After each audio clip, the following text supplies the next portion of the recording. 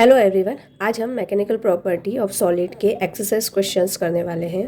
Okay, so first question is 8.1. Okay, this is exercise question number 8.1.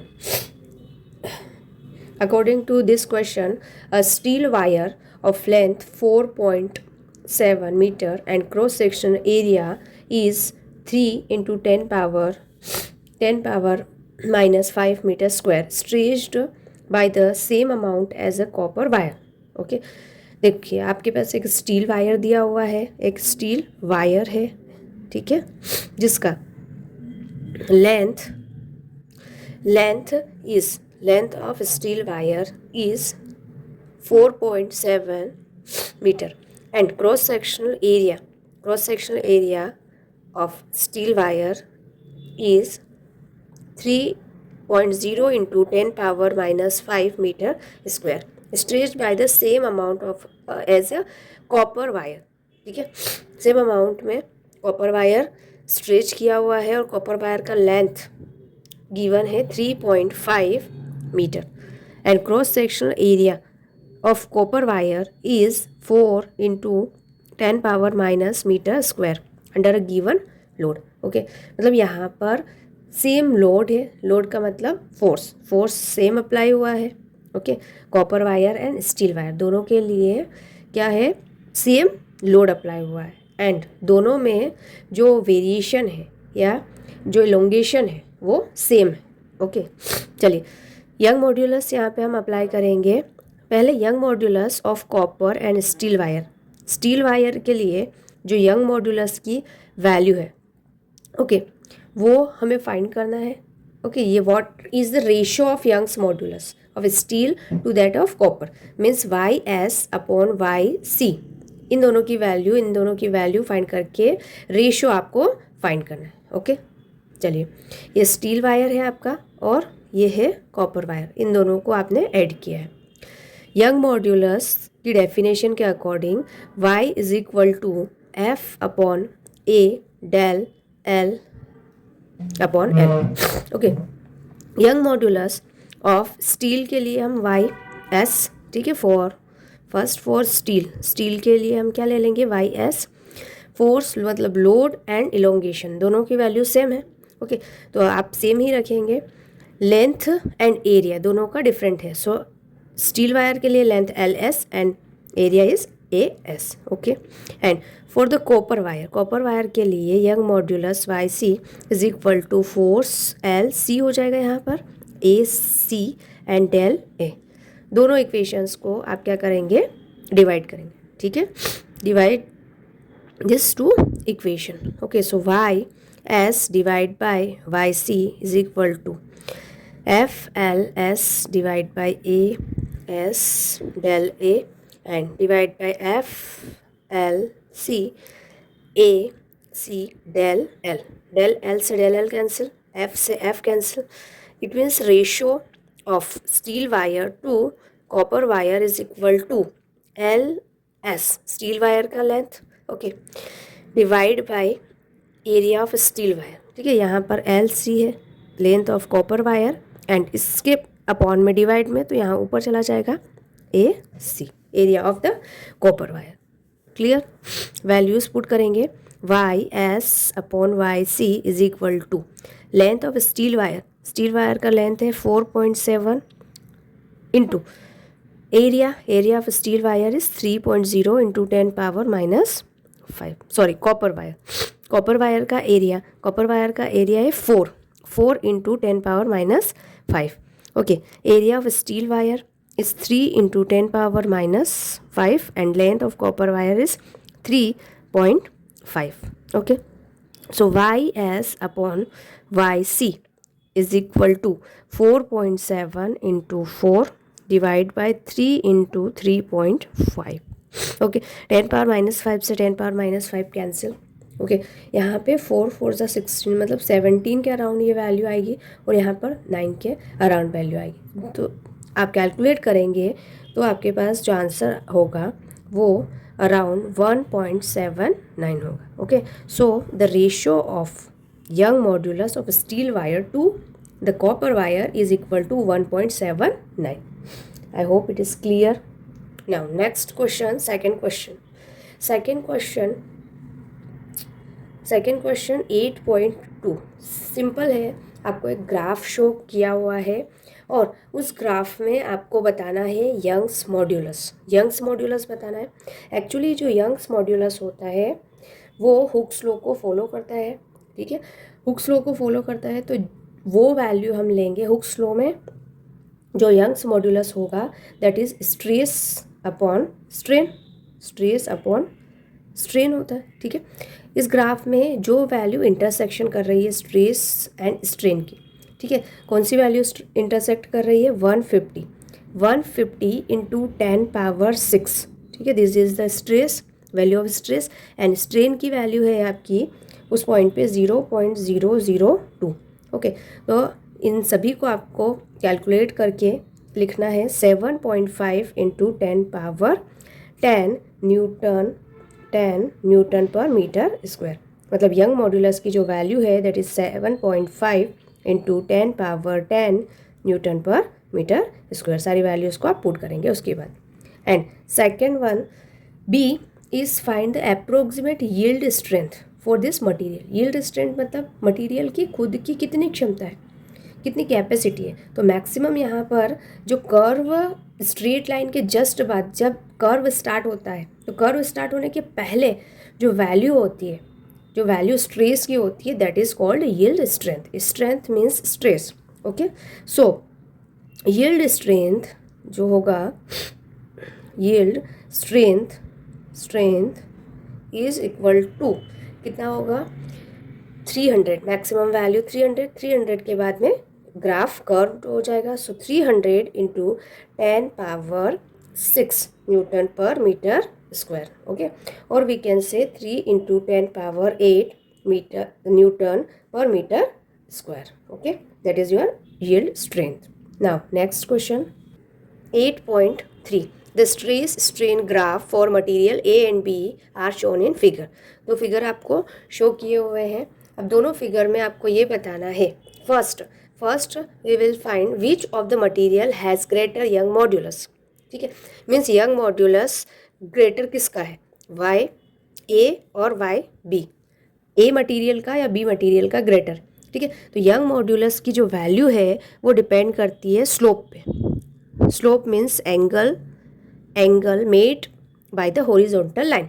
Horizontal line means strain से जो theta है, angle है, वो a material के लिए ज़्यादा है और बी के लिए कम है. आपको डायग्राम में दिख रहा है. Okay, so Young modulus of A is greater than Young modulus of B. So Y A is greater than Y B. Now next question which material is more ductile.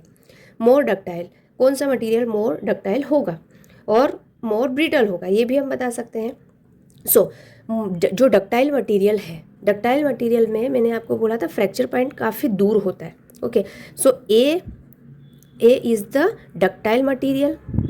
Okay, ductile material then B, and C question में brittle material. So B is the brittle then A. Okay, brittle then A, and A is ductile then B. Okay, now last D, which of the two is stronger material. कौन सा material stronger होगा? Okay, stronger मतलब जिसको आप ज़्यादा stretch कर सकते हैं. जैसे रबर बैंड को आप ज़्यादा स्ट्रेच कर सकते हो. ओके, सो स्ट्रेचेबल जो मटेरियल है, ठीक है, वो कहाँ पर और कौन सा होगा? जिसमें आपका फ्रैक्चर पॉइंट ज़्यादा होगा. ठीक है, means A is stronger than B. A is stronger than B. Okay. Now next question 8.4. According to this question, read each of the statement below carefully and state with reason if it is true or false. ठीक है, first A में आपको बताना है the modulus of elasticity of rubber is greater then that of steel. Okay, मतलब ये statement आपको right है या रॉन्ग है ये बताना है. Modulus of elasticity of rubber की जो इलास्टिसिटी है वो स्टील से ज़्यादा है या कम है. ओके, सो इलास्टिसिटी डिपेंड करती है यंग मॉड्यूलस पे, ठीक है। यंग मॉड्यूलस का जो फॉर्मूला है y is equals to stress upon strain, ठीक है। स्टील और रबर ये दोनों ही मटेरियल डिफॉर्मिंग होंगे, इस पे इन दोनों पे अगर आप फोर्स लगाओगे तो ये डिफॉर्मिंग फोर्स यहाँ पर अप्लाई होगा, और स्टील कम स्ट्रेन, स्टील में जो स्ट्रेन होगा वो कम होगा as compare to rubber, rubber में स्ट्रेन ज़्यादा होगा, ठीक है, एक्सटेंशन ज़्यादा होगा स्टील की बजाय। Okay, now Y is more in case of steel, ठीक है। ये जो यंग मॉड्यूलस है वो स्टील के केस में ज़्यादा होगा, क्यों? क्योंकि स्टील हार्ड है, उसमें स्ट्रेन कम होगा, स्ट्रेन जहाँ पर लेस होता है वहाँ पर यंग मॉड्यूलस ज़्यादा हो, और जिसका यंग मॉड्यूलस ज़्यादा है वो उसमें इलास्टिसिटी की प्रॉपर्टी भी ज़्यादा है। Okay, so this statement is false. इसने ये कहा है कि रबर की मॉड्यूलस ऑफ इलास्टिसिटी ज़्यादा है बट स्टील की ज़्यादा होती है, क्यों? क्योंकि स्टील में स्ट्रेन कम होता है, यंग मॉड्यूलस ज़्यादा होता है। Okay, next question B, the stretching of a coil is determined by its shear modulus. Stretching of a coil, this statement is true, ठीक है। जैसे आप कॉइल लेंगे या स्प्रिंग लेंगे, ठीक है, उसको आप किस तरह से, कॉइल मतलब इस तरह से राउंड राउंड में, ओके। अब उसको लेंथ में तो आप इंक्रीज कर नहीं सकते, मतलब वहाँ पे लॉन्गिट्यूडनल स्ट्रेन नहीं हो सकता, लॉन्गिट्यूडनल स्ट्रेन नहीं हो सकता, तो shear मॉड्यूलस भी वहाँ पे अप्लाई नहीं होगा, ठीक है। तो कॉइल को जब आप स्ट्रेच करोगे तो लेंथ में चेंज नहीं आएगा, वॉल्यूम में भी चेंज नहीं आएगा, बट उसमें शेप में और साइज में चेंज होगा, शेप में चेंज होगा, ठीक है। इसीलिए वहाँ पर shear मॉड्यूलस होगा। Okay, so first statement is wrong and second statement is true. Okay, now next question 8.5. 8.5 according to this question, एक important question है, दो वायर्स हैं आपके पास, ठीक है। एक ये वायर है, स्टील का वायर है, फर्स्ट आपके पास स्टील का वायर है, इसको स्ट्रेन से आपने लटका दिया है और यहाँ पर कुछ वेट अप्लाई किया है, steel wire and other made of brass wire, और दूसरा वायर कौन सा है? ब्रास वायर, ठीक है। स्टील वायर पे जो आपने लोड अप्लाई किया है that is 4 kg and brass wire पे 6 kg। Okay, loaded the unloaded length of the steel wire, steel wire के लिए स्टील वायर की जो लेंथ है, length of the steel wire is 1.5 meter and length of the brass wire is 1.0 meter. Okay, दोनों का diameter same है, दोनों का डायमीटर क्या है? सेम है।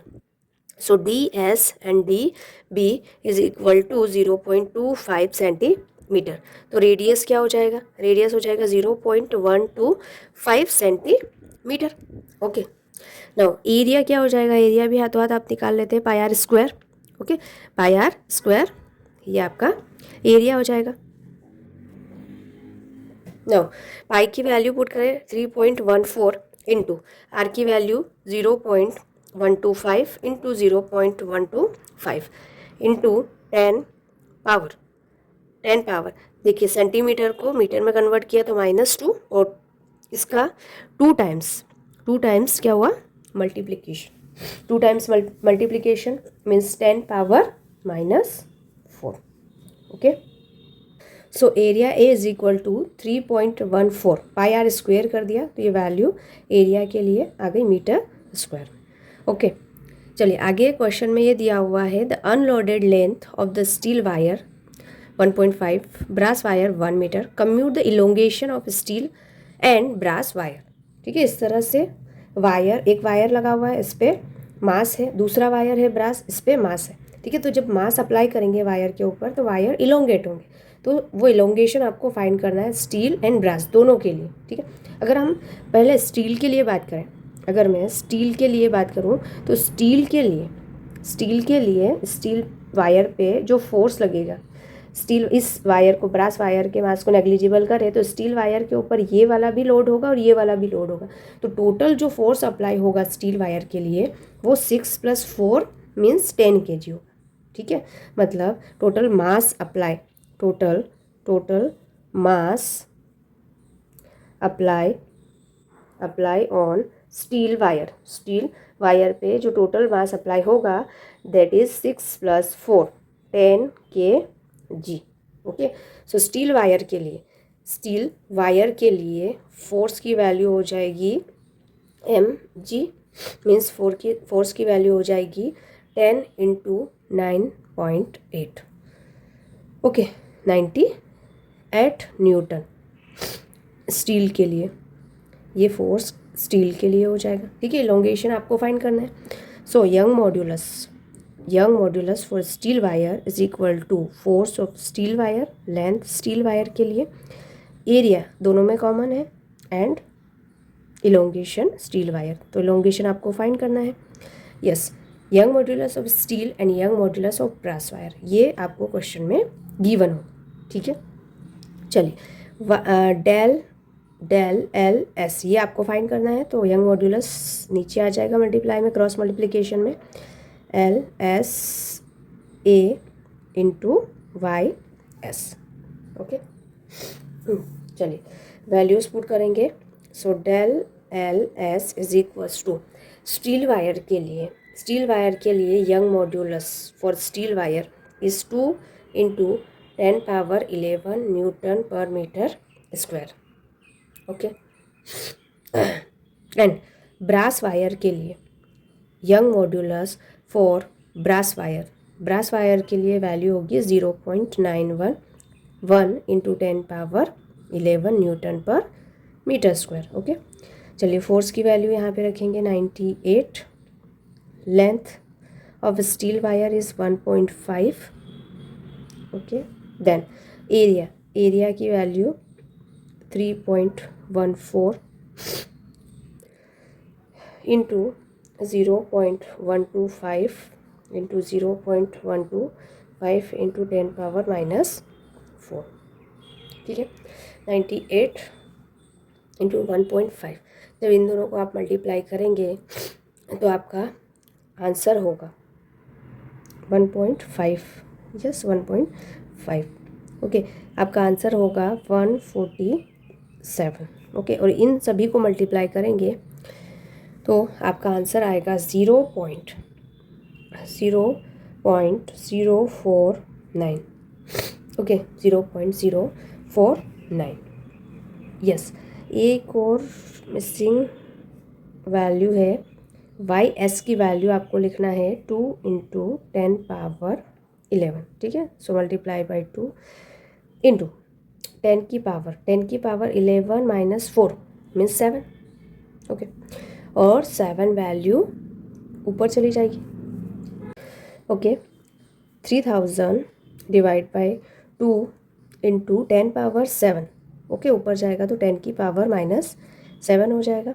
इसको आप डिवाइड करेंगे, so 3/2 into 10⁻3 and 10⁻7 means 10⁻4 and 3/2 means 1.5 into 10⁻4 metre. Okay, ये इलोंगेशन आ जाएगा आपका स्टील वायर के लिए इलोंगेशन। अब आपको फाइंड करना है ब्रास वायर के लिए इलोंगेशन आपको फाइंड करना है। तो ब्रास वायर के लिए इलोंगेशन डायरेक्टली अगर मैं फॉर्मूला लिखूँ तो ब्रास वायर के लिए del L B is equal to Young force of brass wire into length of brass wire and divide by area into Young modulus of brass wire. ठीक है, अब brass wire पे तो सिर्फ 6 kg का ही wait है, तो यहाँ पर जो mg होगा, मास होगा, वो 6 × 9.8 हो जाएगा। लेंथ है इसका 1 डिवाइड बाय एरिया ये जो आपने लिखा है, सभी को इनको मल्टीप्लाई कर दिया है।